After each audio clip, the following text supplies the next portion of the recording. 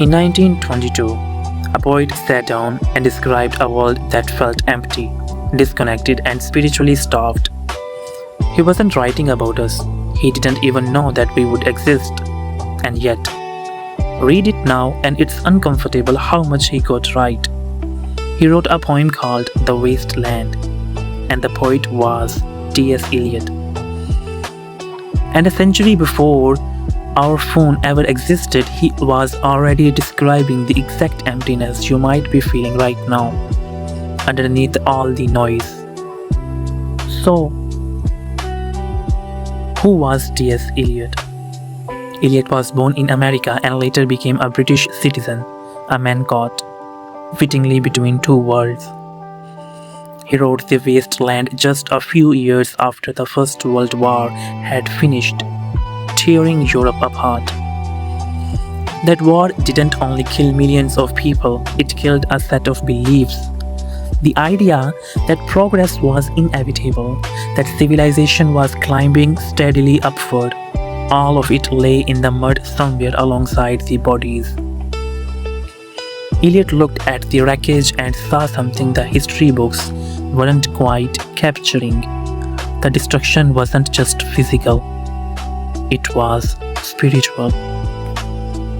So when he writes about a wasteland, he's not describing cracked earth and dead soil, or at least not only that, he's describing a condition of the soul. So now picture a garden that looks lush from a distance until you get close and realize the flowers are plastic and the fruit is made of wax. Nothing there is actually alive. That's the world Eliot is walking us through.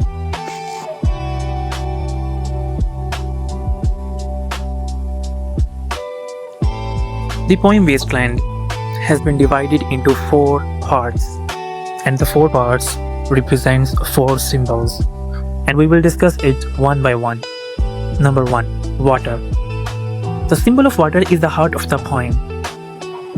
If there is one image that runs through the entire poem like a fault line, it's water. Water actually means life, renewal, baptism, the oasis in the desert, the spring that saves the traveler. But in the wasteland, there is almost none of it. Instead, the poem is choked with dust, dirt, rock, cracked earth, a landscape gasping for something it cannot find. People move through their lives going through the motions, but nothing inside them is actually growing. It's a kind of existence built entirely on dry crackers, technically sustaining, but never satisfying. Always leaving you thirsty for something you cannot quite name. And that thing is really familiar in this world right now. And it's not an accident. It's actually a burnout, which T.S. Eliot described a century earlier.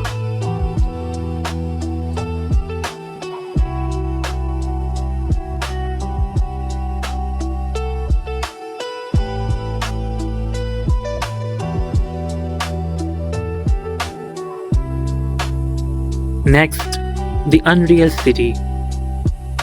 One of the poem's most haunting passages describes London as an unreal city. Eliot watches crowds pour over London Bridge.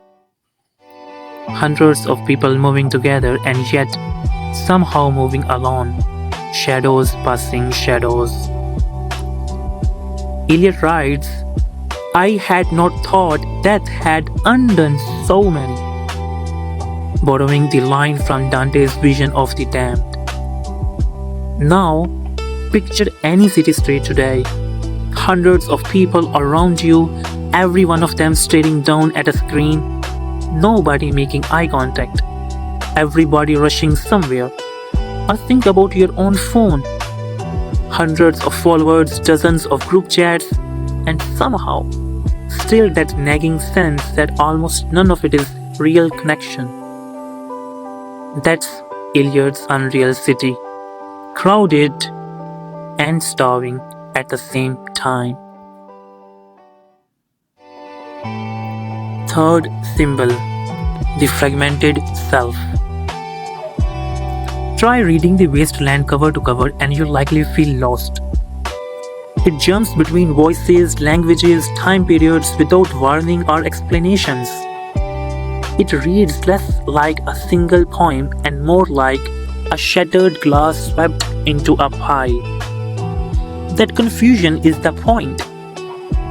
Eliot builds the poem's structure to mirror something he saw happening in that time, and which was happening to one's identity.